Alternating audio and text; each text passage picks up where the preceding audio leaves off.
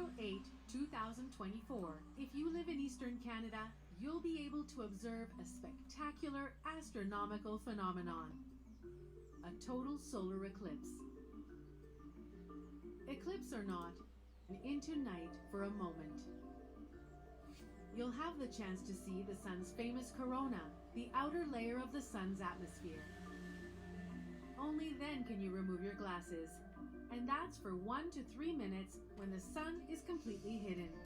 But you'll have to put your glasses back on before the end of the totality. If you are outside the path of totality, the sun will be only partially hidden. You'll need to wear your glasses at all times.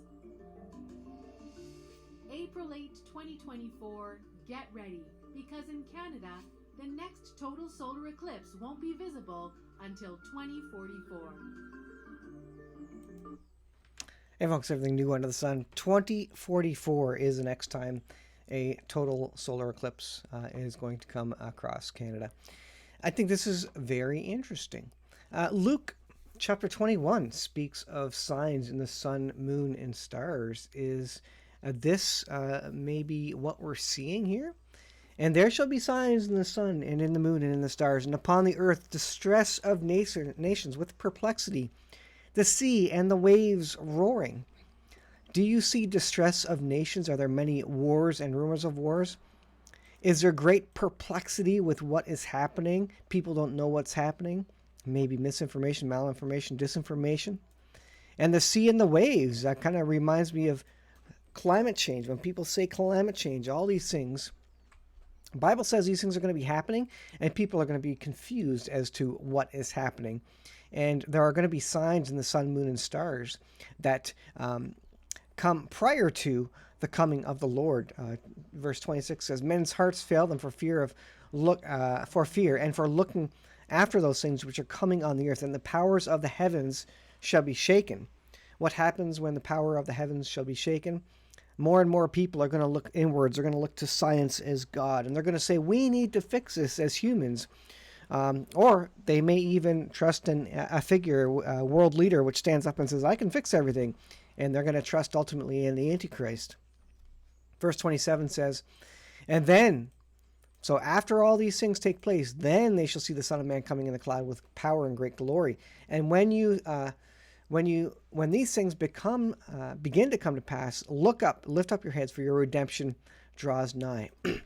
We are given references in Luke and in many other books of the Bible that declare that we should be looking for this. Not setting dates, but we should be looking for it. We should be looking at all the various things coming down the pipe and saying, is this the coming of the Lord? Are these the times that we are living in? Are we in the last days? And even in the book of Revelation, the first, I think it's the second verse, says, he who reads this is blessed. It actually says you're blessed if you read and take heed to the words written in the book of Revelation about the last days, because many people discount it. They say, well, I don't want to get in arguments with people about what's happening in the last days or about Bible prophecy. Well, you know what, folks? You need to be aware of it, and you need to, even if there's disagreements, we all need to be looking up and expecting the coming of our Lord Jesus Christ. This goes on and speaks about the parable of the fig tree. And he spoke to them a parable, behold the fig tree and all its trees, so the fig tree being Israel. And when they now shoot forth, ye see and know of your own selves that summer is nigh at hand. So likewise, when you see these things come to pass, know that the kingdom of God is at hand. And it says, this generation shall not pass away till all be fulfilled. Heaven and earth shall pass away, but my words shall not pass away. So the generation that sees Israel become a nation is going to be around, I believe, when Jesus returns. Did you know that Israel turned 70 years old in 2018? In 2018, they celebrated their 70th anniversary. In 2028, they turn 80 years old as a nation. Will that generation that saw Israel become a nation be around? Absolutely. They're going to be old. They're going to be at end of life, but they may indeed see that come to pass. Incredible stuff. Let's take a look at the news, the headlines as it relates to war and rumors of war. Now, Macron is proposing that they put European boots on the ground in Ukraine. This means NATO is getting involved, and they keep, the mission creep. This continues to creep forward, and it's incredible. And what does Putin say to that? Well, Putin, it says here, Putin says, if Ukraine joins NATO, now they're coming out and basically saying, it says, who is this? The NATO Secretary General Jens Stoltenberg says Ukraine will join NATO. It's not a question of if, but when. So, for all intents and purposes, it doesn't matter now. Ukraine is a member of NATO because it's not a question of if they will become a member, but when. So ultimately, they are a member, and NATO is fighting really in a proxy sort of fashion as if they are already a member. Putin is well aware of this, but he's playing their game for a little bit.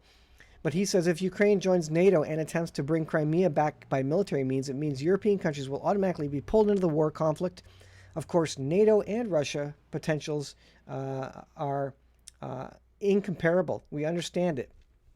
So he knows that if NATO gets involved, they're already involved in so many ways, proxies. There's plausible deniability of NATO forces on the ground in Ukraine already. Certainly the M1 Abrams tank shipped from United States, signals that NATO is completely backing Ukraine, providing munitions, and Putin knows it, but Putin's just biding his time.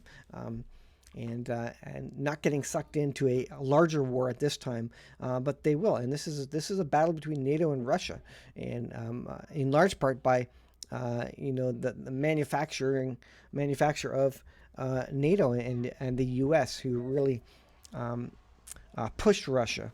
And by the way, have you heard about peace talks between Russia and Ukraine? Not really. The NATO, United States, they have no interest in peace. I wonder why that would be, right?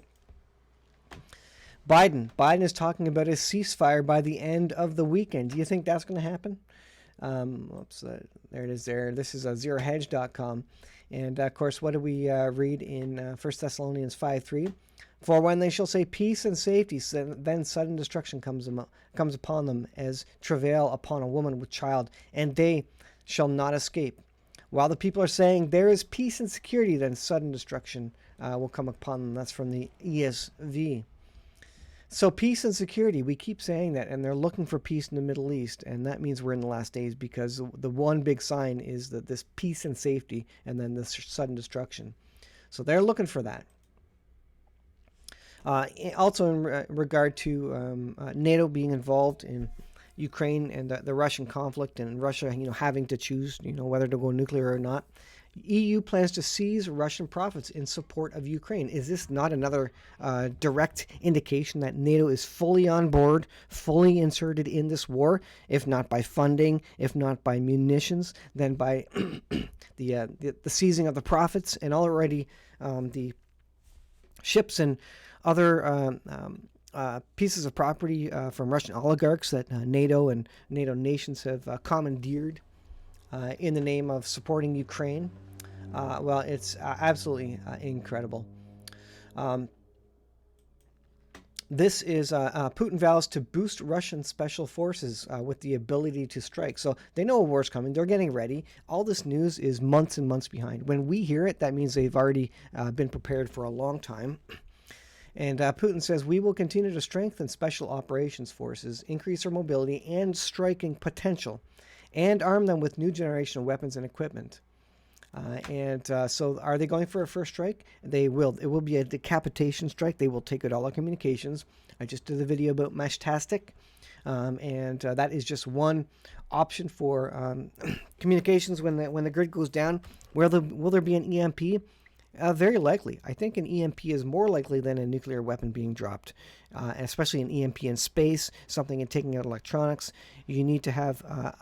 if you're going to use electronics for communication, and that's really the only way to do long-distance communication, ham radio, Meshtastic, FRS, GMRS radios, whatever it may be, you need to have backups of your backups in EMP-proof containers, metal garbage cans, whatever it may be, because we don't know what's coming down. And if you are relying on that, then you need to have backups of that same equipment, because it's all of it. Any technology is susceptible to electromagnetic pulses, Carrington events such as coronal mass ejections, X flares, all these things, natural phenomena or man-made phenomena, they're all susceptible to that. So if you want long-distance communications, you need to consider that as part of your plan. So there you go. I'm going to leave it there, guys.